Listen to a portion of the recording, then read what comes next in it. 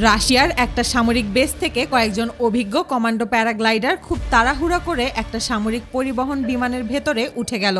তাদের মুখে ছিল স্পষ্ট সতর্কতার ছাপ, কারণ কয়েক মিনিটের মধ্যেই তাদেরকে সমুদ্রের মাঝখানে থাকা একটি অজানা সাবমেরিনের খুব কাছাকাছি পৌঁছাতে হবে।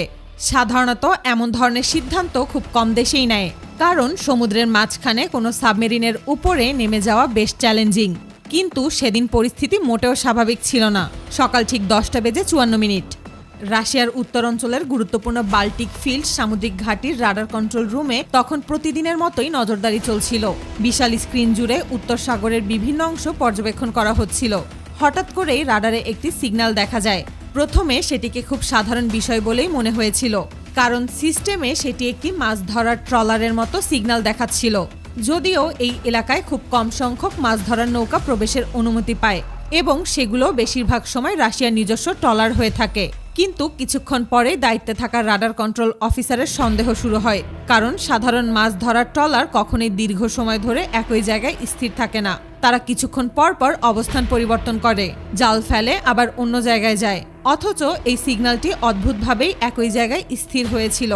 কয়েক মিনিট পর্যবেক্ষণ করার পর অফিসার বিষয়টি ঊর্ধ্বতন কর্মকর্তাদের জানান এবং দ্রুত সেখানে একটি MiG-29 যুদ্ধবিমান পাঠানোর সিদ্ধান্ত নেওয়া হয়। প্রাথমিকভাবে ধারণা করা হচ্ছিল এটি হয়তো কোনো অজানা ফিশিং বোট কিংবা ছোট কোনো সামুদ্রিক যান হতে পারে। খুব অল্প সময়ের মধ্যেই যুদ্ধবিমানটি সেখানে পৌঁছে যায়, কিন্তু সেখানে গিয়ে পাইলট দেখল পুরো সমুদ্র অঞ্চল একেবারে ফাঁকা। সেখানে কোনো মাছ ধরার ট্রলার নেই, কোনো সামরিক জাহাজ নেই, এমনকি ছোট কোনো নৌকাও নেই। পাইলট সঙ্গে সঙ্গে বিষয়টি রাডার কন্ট্রোল রুমে জানায়, কিন্তু আশ্চর্যের বিষয় হলো রাডারে তখনও সেই একই সিগন্যাল দেখা যাচ্ছিল। অর্থাৎ সেখানে এমন কিছু ছিল যা আকাশ থেকে দেখা সম্ভব হচ্ছিল না। প্রথমে ধারণা করা হয় হয়তো আকাশের অনেক উপরে কোনো নজরদারি ড্রোন থাকতে পারে, কিন্তু যুদ্ধবিমান এলাকাটি সম্পূর্ণ স্ক্যান করেও আকাশে কোনো কিছু খুঁজে পায়নি।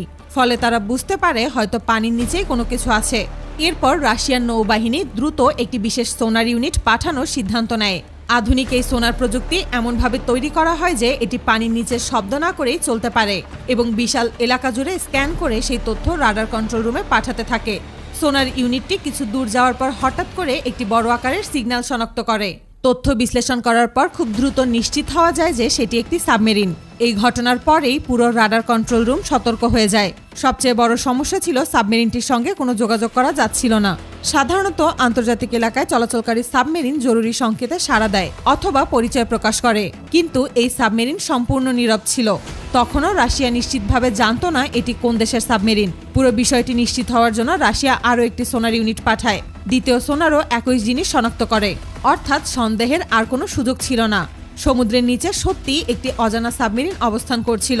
এদিকে সাবমেরিনের ভেতরের ক্রুরাও সম্ভবত বুঝতে পেরেছিল যে তাদের অবস্থান শনাক্ত হয়ে গেছে, কারণ একের পর এক সোনার তাদের আশেপাশে ঘুরছিল। রাশিয়ার হাতে অত্যাধুনিক সাবমেরিন থাকলেও সেগুলো প্রস্তুত করে ঘটনাস্থলে পৌঁছাতে অনেক সময় লাগতো। কিন্তু পরিস্থিতি তখন খুব দ্রুত বদলে যাচ্ছিল।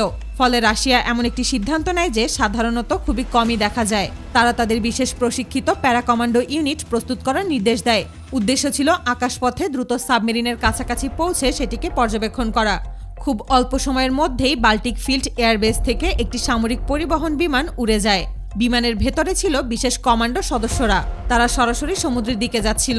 বিমানটি যখন ঘটনাস্থলের কাছাকাছি পৌঁছায় তখন নিচে সমুদ্রের উপর সাবমেরিনের অবস্থান শনাক্ত করা হয়। কমান্ডোরা তখন নামার প্রস্তুতি নিতে শুরু করে। তারা বিশেষ রশি এবং দ্রুত অবতরণের সরঞ্জাম নিয়ে প্রস্তুত হচ্ছিল। পুরো অপারেশনটি ছিল কয়েক সেকেন্ডের হিসাবের ব্যাপার, কিন্তু ঠিক সেই মুহূর্তেই পরিস্থিতি বদলে যায়।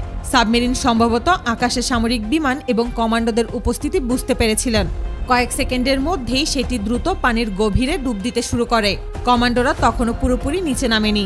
অল্প সময়ের মধ্যেই সাবমেরিনটি গভীর পানির নিচে অদৃশ্য হয়ে যায় এবং ধীরে ধীরে এলাকা ছেড়ে চলে যায়। এই ঘটনার পর রাশিয়ার বিভিন্ন সংবাদ মাধ্যম এবং আন্তর্জাতিক কিছু সংবাদ মাধ্যমে ব্যাপক আলোচনা শুরু হয়। তবে সবচেয়ে রহস্যময় বিষয় ছিল রাশিয়া আনুষ্ঠানিকভাবে কখনোই প্রকাশ করেনি সাবমেরিনটি আসলে কোন দেশের ছিল। এমনকি এটি কী উদ্দেশ্যে সেখানে এসেছিল সেটিও স্পষ্ট করা হয়নি।